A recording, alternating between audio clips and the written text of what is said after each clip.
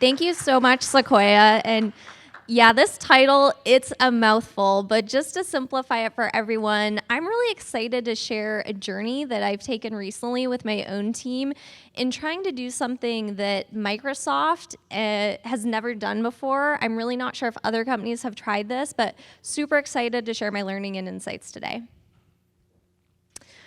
So I don't know if anyone has ever gotten this question before, but in classic executive style, and I chose this iStock photo very specifically because that is how I hope I look in many meetings. But of course, I'm doing my usual like whiteboarding, and all of a sudden an executive stops the show and just asks, Megan, can you tell me what one point of a perception, and you can imagine this could be purchase intent, this could be awareness, like any of your standard funnel metrics, what is that worth in terms of dollars to Microsoft? And you could hear a pin drop, like no one knows this answer, you know? I think it's like one of the standard marketing research questions we get, and my first thought was, oh my gosh, like how are we going to do this? Do we have the infrastructure? And so we started with that one question. And I think the reason this question is so critical today, whether you're a marketer, whether you're a marketing researcher, it's because a lot of advertisers and businesses, before they actually move the dollars, what they're really looking to do is move hearts and minds, right? Like the dollars will come later, but if no one's aware of your brand or no one wants to buy the product you're selling, you have bigger issues. And this is where market research is so critical for measuring those sort of perceptual KPIs. So in the beginning, and this was a multi-year process. I have it all clean on this one slide to make it look really elegant and simple. But for a long time at Microsoft, all our data's, they really lived in these silos environments. So for example, on the slide, we have the Skype team. They have a database with all the Skype customers. We have the Microsoft 365, or formerly Office team. They have their customers, Xbox, Bing, Windows. It goes on. And one of the biggest issues why we couldn't answer that question on the last slide was simply because the disjointed data. We couldn't see what Microsoft customers were doing across the products. We had Xbox customers versus Bing customers. So this was the first like gigantic challenge we tackled, was really trying to create a consolidated customer view. And it was challenging, but probably one of the most like monumental things from a data science perspective, and we did do that. We spent 2 years under the guidance of our finance partners, basically working together to just get all the data in one place, getting all the customer IDs joined together. And that was really exciting because one of the things this also unlocked for us was helping to get to that true customer lifetime value. So we don't have different lifetime values, different research and that such kind of scattered across the company. And I would say for folks that maybe don't have Microsoft-sized resources, like I'd encourage folks to get creative, even if it's a small database, like try experiments, try stuff. If you don't have access to a database, it could be something as simple as like having a new survey question to try and get at that sort of spend element. And so I do hope that slide doesn't scare folks away if you think, gosh, I don't have like 2 years to go build a data lake and that kind of stuff. I think there are really small incremental baby steps which can still be helpful. I can't recall, I think it was maybe the panel earlier, but privacy came up and my heart skipped a beat. I love privacy. It is something so fundamental, foundational, critical for marketing research. And the first thing we had to do before we even thought about starting to link perceptions to revenue and product usage from a customer standpoint, we had to make sure we were all buttoned up, whether it was GDPR, privacy compliance. For this particular research I'll share, these are specifically opt-in customers. We do not do anything without the customer's consent. And the other really critical thing is to make sure that you have a cohort that you can track over time. That's what really helps unlock, so you can see that movement between the different perceptions and revenue connections. And the other lastly critical piece is the right cadence of contact. We would never want to upset customers, like spamming them with surveys. And also, you know, the more frequently you survey, you might not even see change if it's too frequent. So you really want to hit that sweet spot of making sure it's just the right touch of contact and you give change for hearts and minds to move, and you're also not upsetting the customer by just serving them too frequently. Here is another great slide, no images. I'm realizing with my slides, I went very heavy on data, very heavy on words, but this is something very common where, with the stakeholders and such I work with, they want to get into the weeds, they want to get into the details, so I was really excited to share something similar with this great audience today. And one of my big takeaways from this whole journey was having a really crisp, clear framework for analysis. It sounds super basic to have something like, here's the project overview, here's our focus. But without this, what happens is people can get really misaligned on what the goal of the project actually is and what you're supposed to provide, particularly when you're working with so many different product teams in the companies. So this is really kind of standard for us, where we just describe exactly what we're doing. The big goal of this project was to truly measure the value of what 1 point of a perception is across many, many perceptions, the core KPIs, which Microsoft measures, and then also just what the focus is and why. And big why for us was, we have so many different product brands, we weren't really sure which ones are in fact associated with the most revenue, or which ones are high and which ones are low, and what's movable. And this really helps us better inform marketing for our customers, and also just unlock more power of how we can think about perception campaigns and how that truly influences ROI on campaigns at the end of the day. Appreciating the journey. It starts with May 2020, and that's a little bit of a rounding. It started, I think, in 2019, and I want to share a story. So in 2019, when we kicked this off, this was the pre-wave 1 of data. It was like a disaster. I'll say, speaking frankly, from the failure panel yesterday, we had the data, we did our due diligence, but what we quickly realized was, gosh, having really only one small set of data and trying to do a lot with it and understand customer movements doesn't work very well. And the other thing that's not on this slide, which I want to describe, is we totally over-engineered the solution. We had this gigantic dashboard with quadrant maps and bubbles, and I just remember showing it to my manager, and their immediate question was how do I interpret that? And I was like, I'll get back to you on that, because I'm honestly still figuring that out. And so when we really, really started this wholeheartedly again in May 2020, we were much more prepared. And that's what I want to kind of illustrate with that former slide. It's so important to go in with a plan. And that's when we tested a bunch of different models, but the one that won out at the end of the day was linear regression. And this was sort of the foundational, data science structure. Linear regression is not necessarily always the most glamorous thing on the block, but it really got the job done for us.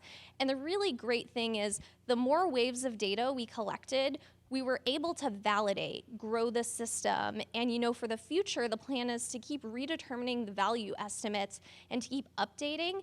And the great thing with this linear regression model is some of the different perceptions that were not necessarily fully validated in prior waves, we're now able to validate in future waves. So the more waves of data we have where we can validate, we feel much more confident knowing there is that clear connection between perception, movement, and revenue. One of the little nitty-gritty things, I'm sure we're all fans of Likert scales here. To simplify our lives, we had many, many 5-point Likert scales in our survey that we were running, and we condensed them into the bottom 2 box being negative, the middle neutral box just staying as is, and then the top 2 box being positive. And this really helped us with just a lot of the build and test aspect of the models, kind of simplifying our lives to see that movement. We didn't want to over-complexify the situation, kind of what I described on the last slide. And this worked really well for us. And again, just want to share this knowledge in case it's helpful to others.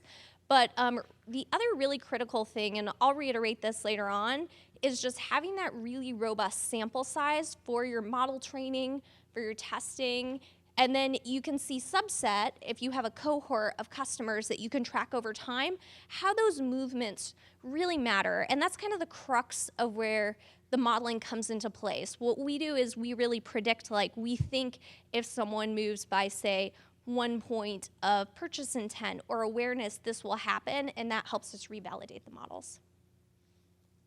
Here's an example of that with some dummy data on a dummy perception. And this was really excited. This, again, just example data, but we found that between the dark blue bar and the medium blue bar, we were quite close. So our predictions were actually matching what was happening with the next survey. And that's what was so exciting for myself, for Microsoft, for the team on this, is that we can actually start to predict what we think will happen, but then when we survey in the future, we can actually see what happens. And again, that's what makes us powerful and really helped make our case to marketing about how we could use some of this data and these insights moving forward. It's not just that it's an educated guess, we're actually scoring our own test work. And the other thing I'll mention on that last slide is sometimes, let's say you're on the Bing team or the Skype team and we didn't validate your perception. That can be sad, I understand. But that's not to say that it won't be validated in the future. And one of the things we have tried to do with this survey is make it dynamic. Like when we think that, yes, we have a very solid read on this product, we have to keep the survey short, but we can always kind of sprinkle in new stuff. And that really helps us get a read on new products. It helps it make it more inclusive because we do have many, many different brands and products under the Microsoft space. So this is another quick slide, and this was the frame of how we really socialized the results and started to bring some business value to this whole concept. And again, I cannot kind of reiterate the importance of have a plan before you take on any of these big modeling or data science initiatives. It's so easy to kind of dig in and go down the rabbit hole. And then what happens is you end up with this like messy, kind of scattered, can't make sense of it dashboard at the end of the day, or at least that was my own personal experience. And I thought that was a good lesson in a more is not always more. Sometimes it's just as simple as having a really compelling, whether it's a slide or imagery, or maybe it is some kind of, living, breathing dashboard, but making sure it's actually accessible to people. And this is a frame that worked really well for us. Of course, it's dummy data and it's blinded data, but you can see as some of the products and perceptions repeat, then you can really start to make sense of insights where certain funnel metrics or certain KPIs may be strong across different brands, or it may not. And this enabled us to just unlock a whole new host of sort of like marketing value and really, again, help different teams consider what they might want to use in the future for their ad campaign and what might be important to think about moving forward. This is a scary slide. It is very data heavy, and I'm purposely not going to describe it. You can even see there's a useful reference. There's an F-test on Wikipedia that anyone can learn about. But I am really excited to share this slide because I did not make this slide. My amazing team of data scientists made this slide. And I wanted to highlight this. Go deep on learning. Go as a team. One person cannot do this alone. I'm here to help represent my team, but I want to encourage everyone to document, collaborate, and then the most important thing is to challenge. I have shared this slide many, many times over with different data science communities within Microsoft, with different data science communities within our partner space, and it's really great to see folks try to poke holes in things and do things differently. And again, one data scientist, one great research manager, they can't make all this happen. It's really a big team group effort. So learnings, and I could spend all day on the learnings because there are really just a ton of them, but My most important learning, don't rely on a single way of data. Don't, hang up your hat and say, okay, I have all the answers and we'll never do this again. Because in the world of business, everything is dynamic and always changing. And that's why it's important to have those frequent customer touch points, but not so frequent that you're overwhelming the customer.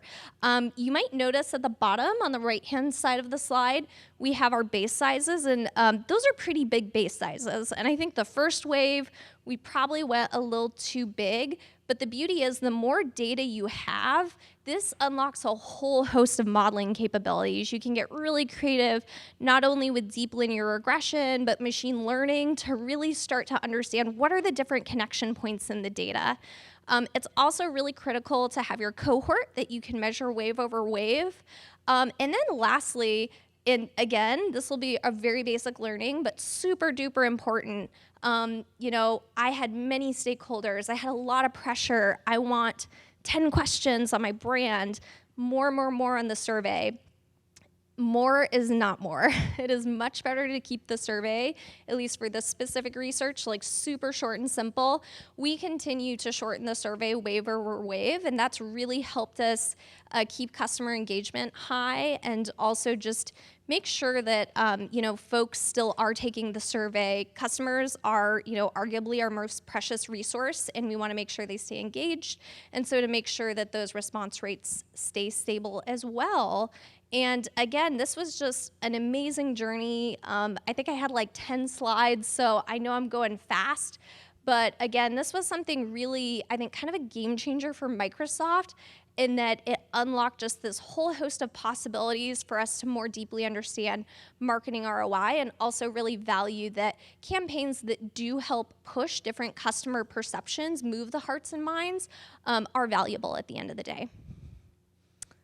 And thank you for your time. I know there are so many amazing sessions, and kudos to anyone that can attend them all, but I'm just so thankful for each and every one of you in this room today for listening to me. Thank you. Well, I know we're pressed for time, but I have a question for you instead of asking y'all. Do y'all have a question that I have? So rest in peace, Internet Explorer. We did see the news yesterday. Internet Explorer passed at 26 years of age. So that was kind of sad. My millennial heart was crushed. But with that, was your team part of any of the insights that led to the decision for like Internet Explorer to go away? Skype went away. Unfortunately, I really like Skype for work. But what if your team was involved, in what ways that you can actually talk about? Yeah, that is a good question. I don't believe our team was directly related with any kind of Internet Explorer. I will say that our insights reach far and wide. We are focused on our amazing new internet browser, Edge. I highly encourage everyone to check it out. And, it is tough. I think that's one of the really special things about Microsoft. It is a bit of a legacy tech company, and it has so many amazing products, and obviously do our best to make customers happy, and then sometimes decisions are made. So definitely encourage everyone to check out Edge. Well, before we check out Edge, I'm going to riot outside of you all's building because I'm sad. Does anyone else have one more question we can take before the next panel? All right, right behind. Hi, Megan. Thank you so much. I think one of the challenges that I always have with trackers, especially with working with big companies like Microsoft, is managing the stakeholder expectations and the scope creep from people coming in after each wave and being like, can we add this? Can we add this? So can you tell me a little bit more about how you manage that expectation? And it sounds kind of like with longevity and over time, you get more value through that instead of branching out like wide, you go long, right? Yeah, I think that's a fantastic question, and I think it's something probably many researchers deal with. Like, one of the things that I personally like to do for tracking studies is do kind of a gut check and an audit. And I think what's fascinating is sometimes you might have so many questions on a survey, and I will look at the report, and of course we're always trying to make like a really nice, crisp exec summary deck. And I think, we included those 10 questions. We didn't use a single question in the final report, or we only used like one of those points of data. A flip side is to really just be introspective on, do these questions feel tangibly different? Can we try and, without doing like a double-barreled question, get the same sort of sentiment in one question? And again, I just try to be a good kind of data science and research consultant and really talk through the whys of we must have this question. And usually what happens is we get the agreement of, you know what, I do only need like 1 or 2 questions at the end of the day. And again, it's that sort of like less is more mantra. All right, well, we're glad we didn't get less of you because you were great. Y'all give Ms. Megan a round of applause. Thank you so much, Megan.